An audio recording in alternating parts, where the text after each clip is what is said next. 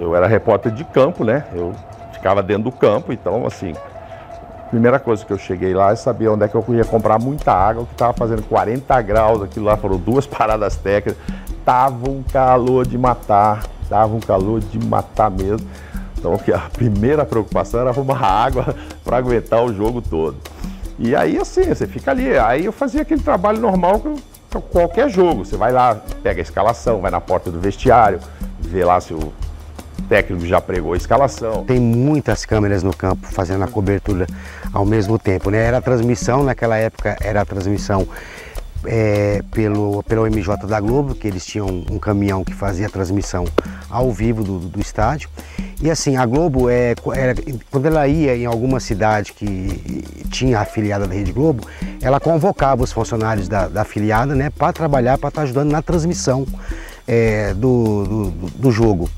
E aí eu fui convocado, eu e o repórter cinematográfico Sandro Bittencourt, na época, né, para fazer o campo. Eu estava aqui, pro lado de cá, lado direito aqui do estádio, né, do lado do campo do Palmeiras, entendeu? Inclusive o Luxemburgo estava aqui também, tá? O pessoal todo aqui. E o Corinthians do outro lado lá. E eu estava cobrindo dentro do campo com o Mauro Naves. A recomendação nossa que trabalha dentro do campo é muito detalhe. Então você tem que pegar detalhe de banco, detalhe de torcida aqui de baixo, do que está acontecendo no jogo. Então sempre o pessoal da coordenação da transmissão, eles sempre estavam entrando em contato com a gente, falava, olha, fecha ali no Ronaldo, fecha no Mano, né, vê aquela confusão ali e tal. Então você tem que ficar muito ligado, tinha que ficar muito ligado no jogo, no movimento, né? Tudo que eles pediam você tinha que fazer. Claramente o Prudentão não estava preparado para aquilo que estava acontecendo. Por que não estava preparado? Porque foram várias improvisações que foram feitas e eu me lembro bem que eu fui um desses caras ali numa tribuna que eu acho que nem deve ser a tribuna normal, muito menos com cabine. Muita imprensa, muita TVs aqui, entendeu? Tinha pessoal de rádio também, né? E naquela época os rádios era tudo com cabo também. Eu acho que aquele jogo foi só Band e Globo, que tinha direito de transmitir ao vivo. A TV Globo transmitindo ao vivo, me lembro bem, como normalmente até acontece, mas lá também pegou todo um meio ali do campo e aí tira todo mundo. Você tem a rádio principal de Prudente que ocupa aquilo ali, obrigado, mas hoje não dá. E aí limpou a área, os caras pegaram 3, 4 cabines ao mesmo tempo, porque tinha que pôr as câmeras, tinha que pegar a estrutura, todo mundo foi para baixo, sentado como se fosse torcedor numas cadeiras, e eles improvisaram ali umas bancadas pra gente trabalhar, não sei se essas bancadas existem até hoje. E basicamente foi assim, a gente chegou no estádio 11 horas para um jogo de 4 e a hora que chegou já quase não pegou espaço, porque todo mundo de imprensa tinha ciência de que se demorasse para chegar, se quisesse chegar 2 horas antes, por exemplo, da bola rolar, não ia ter espaço. E aí foi isso, aí cada um foi meio que se ajudando. Nessa hora a gente sempre se ajudou, né?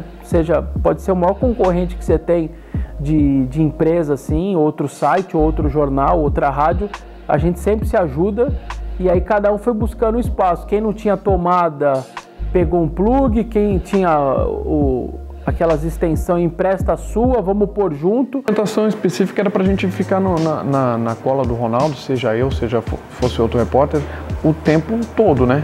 A câmera voltada para o Ronaldo o tempo todo, porque eles queriam pegar todos os passos do Ronaldo aqui em Prudente.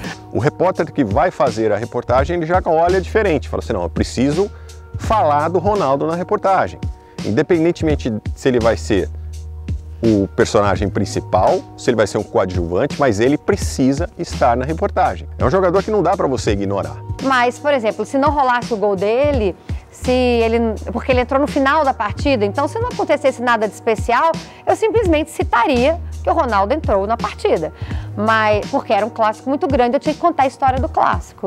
Mas eu não tinha pensado nada em especial para ele, assim, porque o jogo vai te contar a história. Sabe quando que a sua ficha cai, que o Ronaldo, ele precisava de alguma maneira também ser um pouco deixado de lado?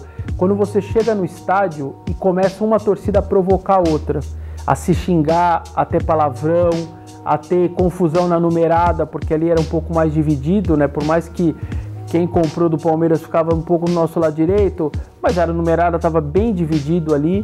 E aí você começa a ver focos de confusão, aí uma organizada xinga a outra e fala, cara, eu tô num clássico, hein? Bom, Palmeiras e Corinthians é sempre diferente, né? O Palmeiras e Corinthians sempre tem um clima, sempre tem uma ansiedade, sempre tem uma tensão envolvendo o jogo, porque efetivamente são os dois maiores rivais no futebol de São Paulo e provavelmente até dentro do futebol brasileiro também tem poucas rivalidades como essa do Palmeiras e Corinthians, né? Jogo enorme, né? A maior rivalidade do estado de São Paulo. De um lado, Mano Menezes, do outro, Vanderlei Luxemburgo, que estava liderando o campeonato. O Palmeiras estava melhor naquele momento, era favorito para ganhar o jogo. O Ronaldo tá ali, mas isso daqui o bicho vai pegar do mesmo jeito. Se ele não tivesse, o bicho vai pegar. Então, foi um estádio que me deu um pouco de novo a realidade de que aquilo era um clássico. Nós ficamos bem ali no setor amarelo, que foi um setor bem, digamos, atrás do gol. Eu me lembro que tinha um torcedor, eu até acho que ele não tinha muito conhecimento, muita experiência de estádio, mas eu não sei por qual motivo ele estava vestindo um short verde e foi parar no meio da torcida do Corinthians. E isso causou uma reação realmente muito desagradável para ele, porque a torcida do Corinthians tem essa situação de muitas vezes não gostar da cor verde. Eles retiraram o short do rapaz, atiraram fogo ao short do rapaz e mostraram para toda a torcida aqui no estádio. Isso causou um furor de um modo geral, né? E o cara teve que ir embora meio que sem shorts, né? Porque cometeu, digamos, vamos chamar assim, desse vacilo, né? Faz parte de todo um cenário que é marcado pelo ambiente do estádio, né? O ambiente do estádio, ele é marcado por isso mesmo, sabe? Por essa explosão de emoções a todo momento, e que esse jogo, dada a rivalidade que envolvia, ele apenas suscitava cada vez mais, né? Quando eu estava trabalhando no dia da escala, então a gente fazia o VT para TV, para o Globo Esporte, né? E no dia nós fomos escalados eu e o Rildo. Campo, o primeiro e o segundo colocados, os dois últimos invictos do campeonato. Uma das maiores expectativas criadas para o clássico era de um duelo particular entre os dois camisas 9. O do Palmeiras, Guerrisson, até entrou em campo, mas esse duelo teve de ser adiado para o segundo tempo, porque o do Corinthians, Ronaldo, ficou no banco de reservas. E eu, como corintiano, e eu estava com um cinegrafista palmeirense, e ele já me zoava, né? Ele pegou e falou assim, vamos fazer o seguinte, vamos acompanhar. Se é palmeirense, a gente fica primeiro tempo do lado do Palmeiras e segundo tempo com a VT, a gente podia ficar no campo na época, né?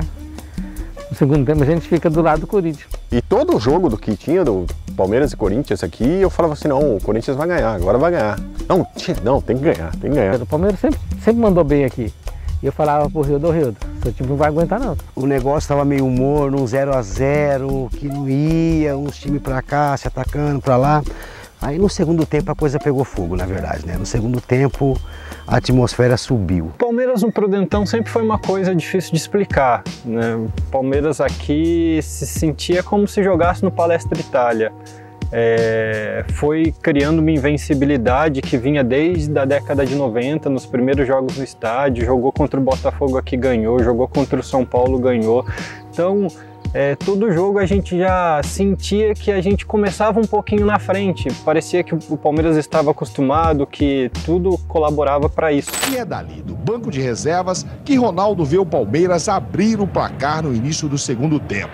Guerrisson, boa jogada do Guerrisson, ele viu a presença do Diego, falhou o goleiro Felipe, Diego dominou no fundo, ficou sem ângulo, trouxe por dentro, bateu! Gol! Daí você faz sua parte. Daí o Palmeiras fez 1-0. Falei, tá vendo? Falei que o time é superior, e a torcida do Palmeiras, aí explodiu. Eu só lembro da cara dele. Ele tem um jeitinho assim, ele dá uma risadinha assim, ó. E fazia assim, e olhava, cara, mas tava uma raiva. Já bateu aquela frustração, porque a gente falou, nossa, de novo. Você via, aqui de trás você via, mano, coloca o Ronaldo, pô, o cara tá aí no banco. Era um anticlímax muito grande.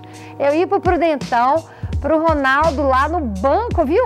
Juro, eu olhava pro banco de reservas, eu não acreditava que o Ronaldo tava no banco. Parecia mais um dia de vitória do Palmeiras no Prudentão, como aconteceu antes daquele jogo e aconteceram outras vezes depois. E aí parece que ia caminhar para aquilo, aí opa, acho que de 18 para 20 minutos, o Ronaldo levanta para entrar. Os olhares se voltaram mais uma vez para o banco do Corinthians. E aí? Ronaldo entra, mas ele não tá pesadão? Vai ajudar ou vai atrapalhar? Vai dar vexame ou vai brilhar? 19 minutos do segundo tempo. Ronaldo entra no lugar de Escudeiro. Neste momento, todo o resto perde importância. O jogo, os adversários, os companheiros, a torcida, todo mundo quer saber o que ele vai fazer. Ronaldo, o iluminado. Todo mundo começou a ficar louco aqui dentro, entendeu? A torcida ficou louca. Pô, o Ronaldo vai entrar, o fenômeno e tal. E a ordem é lá em cima, fica no Ronaldo, fica no Ronaldo. Todas as câmeras voltadas para ele, informações sobre ele. Quanto tempo que ele não joga, né? Aquelas coisas que o repórter tem que passar, né? A torcida ficou louca. Dele entrar em campo, aí a torcida subiu como se fosse um gol, né? Comemorou como se fosse um gol a entrada dele. E ele foi. Começou a jogar a bola, começou a correr daquele jeito. Daí eu falei, ô Gidão, não vai dar não, hein, cara. O Ronaldo não vai aguentar esse pico dos caras corrido, não.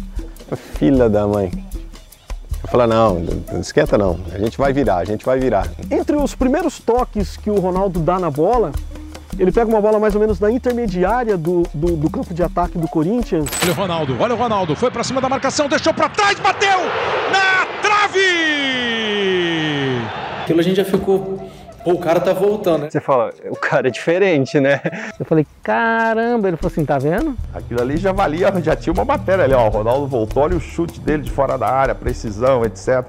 O chute no travessão já seria um bom motivo para Ronaldo ir embora para casa feliz da vida. Afinal de contas, ele está voltando, as coisas vão acontecer aos poucos.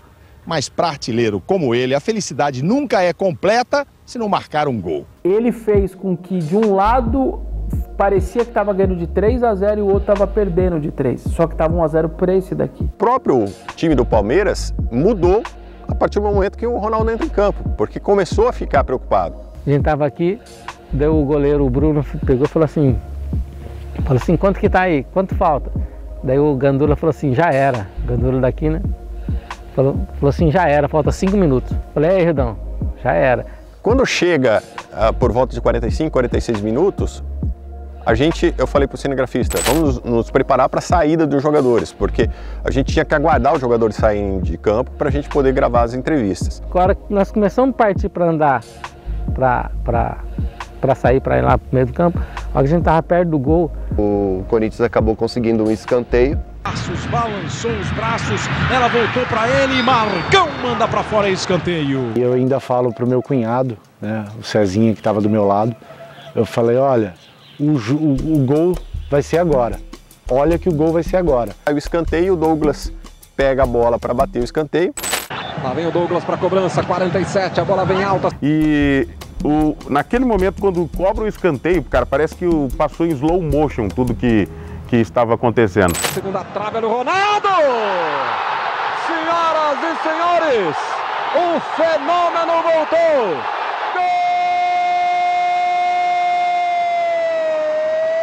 Gol do Corinthians! E como é bom dizer, Ronaldo!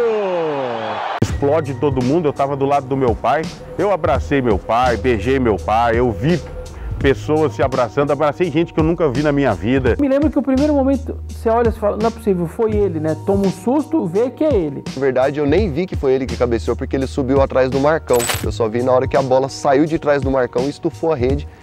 Até hoje a gente arrepia, né? A gente vê os vídeos, relembra, puxa da memória também e o estádio ficou ensandecido, né? Acho que até o mais otimista corintiano não esperava um gol do Ronaldo de cabeça. Eu não vi que era o Ronaldo que ia cabecear a bola. Eu só vi que era um jogador do Corinthians. Na hora que eu olhei do lado da câmera e vi que era ele que cabeceou, nossa, eu até esqueci da filmagem. Não é legal o time que você torce sofrer gol, mas eu acho que ali até os palmeirenses devem ter amenizado. Falou, pô, pelo menos o cara tá voltando, foi gol dele. Seu time toma um gol num derby, nos acréscimos, né, ganhando de 1-0, o que você quer menos é olhar para o campo naquela hora, né? Você lamenta, enfim, fica bravo. Preferi entrar na história como mais um goleiro que não tomou o gol dele e evitou mais um gol dele, e o Palmeiras saiu vitorioso no Clássico. Infelizmente não foi possível. O Vanderlei Luxemburgo, ele tinha um negócio com a marcação de escanteios e faltas. Ele tinha um esquema que ele gostava de fazer, que ele implementou naquele ano, que o goleiro tinha que jogar muito lá adiantado e nos escanteios o goleiro fica posicionado no meio do gol. E aí você tem um jogador na primeira trave e um jogador do lado, que é para cobrir essa primeira trave. O Vanderlei tirou esse jogador aqui do lado, o da trave ficou e era o goleiro que ficava ali naquela fase. Bem na primeira trave. E ele colocava um no segundo pau, que se eu não me engano nesse jogo era o Pierre, que a bola acaba passando do lado dele. Então se você olhar o jogo, todos os escanteios eu tô lá no primeiro pau. O Douglas bate todos os escanteios muito bem e a maioria acaba indo no primeiro pau e eu consigo tirar de soco naquele jogo. Acho que se eu não me engano foram umas 3 ou 4 intervenções que eu tive. Infelizmente, naquele último escanteio, eu tô lá de novo no primeiro pau, só que a bola dele sobe e vai lá no segundo. É impossível eu chegar da primeira trave até a segunda. O cara saiu correndo e todas as câmeras fechou para ele. O Ronaldo, ele pula a placa de publicidade. Ele pula a placa do meu lado, assim, o meu cinegrafista aqui, ó, do lado dele. E foi pra torcida. E toda essa parte de trás aqui da arquibancada, pelo menos da metade para baixo, toda ela desceu e correu em direção ao alambrado para poder festejar junto com o Ronaldo. Eu tô com a minha frasezinha ali escrita, né? Tô com ela na minha frente, então eu tô fazendo tudo aquilo que eu tinha imaginado fazer, tô fazendo a frase, tô olhando lá o que tá acontecendo, tô gritando o gol, né? Aquele gol desse tamanho. Quando ele chega no alambrado, você ainda tá naquele processo do grito de gol, né? Porque você grita gol, você fala Ronaldo, e como é bom gritar gol do Ronaldo, né? Foi a frase que eu falei depois do grito de gol. E como é bom dizer, Ronaldo! Na marca de 47 minutos, o alambrado vai pro chão. E quando eu tô no meio da minha fala ainda sobre o gol, né? Eu vejo que ele tá descendo com o alambrado nos braços, né? Aí eu sou obrigado a emendar e citar aquilo, porque a imagem tava mostrando, né? Primeira coisa, eu falei, vai dar merda. Alguém vai se machucar aí. Ou o jogador ou o torcedor. Imagina se o alambrado cai pra cima do torcedor de lá, ou se cai pra cá, pra cima do jogador. Primeira coisa que você pensa, isso aí vai dar problema. Segundo, você fala, ai meu Deus, arrumei problema, hein? Ai Jesus, e agora? Porque aí você tem que levantar tudo, né? Ver com a polícia se alguém machucou realmente, e aí você tá vendo o Ronaldo, e o jogo já vai acabar, você precisa ir no Ronaldo. Aí você vai lá fazer entrevista com o Ronaldo, aí corre pra falar com o comandante lá. E o que figurou lá? Deu algum problema? Caiu mesmo o alambrado? Alguém se feriu? A hora que cai o alambrado, aquilo passa a ser um susto ainda maior, porque até então você não tem a mínima noção de que se alguém está machucado ou não. E isso ali, para um repórter, é um negócio, sabe, daquela reação, eu vou levantar, eu vou lá, mas você não adianta, você não vai poder ter acesso. Mas a sua intenção é ficar prestando atenção no alambrado. E por sorte, né, ninguém se feriu, mas o alambrado ele quebra mesmo, né? E muita gente sobe, não tinha como segurar, né? Eu até brinco no texto, eu não lembro direito, mas eu escrevi algo como... A comemoração foi junto com a torcida e virou histeria. Pior para o alambrado do estádio, que não aguentou o peso da responsabilidade de ser testemunha de um gol histórico. A explosão foi tão grande, cara. Imagina para o torcedor que estava ali perto, podendo ver o seu ídolo correndo na sua direção, vibrando com ele no alambrado ali, foi uma coisa fantástica, né? Inimaginável. Cara, acho que até quem estava na última fileira da arquibancada queria descer para ir lá e tocar o Ronaldo, pelo menos, ou chegar e vê-lo de perto, assim. Para todo o torcedor, aquele momento foi mágico. A questão da divindade. O Ronaldo é um deus do futebol. E aquilo foi muito interessante porque o Ronaldo não tinha mania de comemorar os gols dessa forma. Ele sempre foi um cara bastante comedido, né? Até mesmo fazendo gol em finais de Copa do Mundo, sempre saindo correndo com o dedinho em riste, apontando. E naquele dia ele correu e pulou no alambrado, algo inimaginável para um cara que já tinha vivido tantas glórias como ele tinha vivido, né? E ainda mais um cara que estava em final de carreira, ou seja, que estava com uma certa problema de sobrepeso, né? É inegável isso. Então, comemorar o gol daquele jeito foi algo realmente bastante inusitado. Acho que tem a ansiedade dele para poder fazer esse gol, e quando esse gol sai, ele entra em êxtase, e aí ele quer comemorar com a torcida, e a torcida vendo aquele cara que fez o gol chegar, também enlouquece, né? Essa é a explicação terrena. A outra explicação, gente, é que existe uma magia no Ronaldo. O cara nasceu com uma estrela, tá? Ele tem um negócio diferente, ele tem uma aura diferente, né? Tudo que ele faz é diferente, tem essa magia. Tem uma coisa transcendental nele, assim, sabe? Ele tem uma energia diferente. Eu acho que para o Ronaldo também foi uma demonstração de que, não, eu posso ser quem eu era. Eu não morri pro futebol. Na verdade, assim, né, o pessoal pergunta o que você sente na hora do gol. Eu fico pensando o que eu vou falar. Não dá pra não ser profissional nesse horário, porque o narrador, ele narra e chama o repórter para dar um detalhe do gol. E o detalhe do gol precisa ser algo que o cara não narrou. Porque se você repetir o que o cara falou, você não precisava estar lá. A gente que é repórter, que está dentro do campo principalmente, a gente não pode demonstrar torcida. Você não pode comemorar um gol, você não pode xingar ninguém. Mas nesse momento não teve jeito. Tem uma imagem que mostra, levanta os braços e grito. Comecei a pensar assim, bom, o Ronaldo não pode ser um grito de gol normal, uma coisa igual eu faço com todo mundo. O Ronaldo é um cara diferente. Foi aí que eu tive a ideia de criar uma narração, né, de criar uma frase que eu falaria antes de gritar gol, né? E foi assim que aconteceu, né? Eu fiquei pensando, até que saiu aquela frase que eu bolei de senhoras e senhores, o fenômeno voltou, né? Porque eu considerava que o fato dele ter feito o gol, ali ele começava a voltar efetivamente, né? Porque o negócio do Ronaldo era fazer gol. Então foi assim que surgiu. E é curioso, né? Porque esse comportamento que eu tive nesse jogo específico, né? Aí tá a importância do Ronaldo, me levou a fazer esse tipo de coisa, de criar uma frase diferente, né? Para muitas coisas depois, né? Eu fiz isso em atletismo, eu fiz isso na natação, quando eu transmiti a Olimpíada, eu fiz isso nas finais de campeonato a partir dali, sempre que o time ganhava o título, eu não gritava só, o time campeão, do que eu sempre criava uma frase diferente, envolvendo coisas do time e tal. Então o Ronaldo mudou até isso no meu jeito de narrar, né? Na minha cabeça, por gostar de rádio, futuro, logo depois disso eu ter entrado no rádio, eu já estava imaginando como seria descrito isso por todos nós da mídia, né?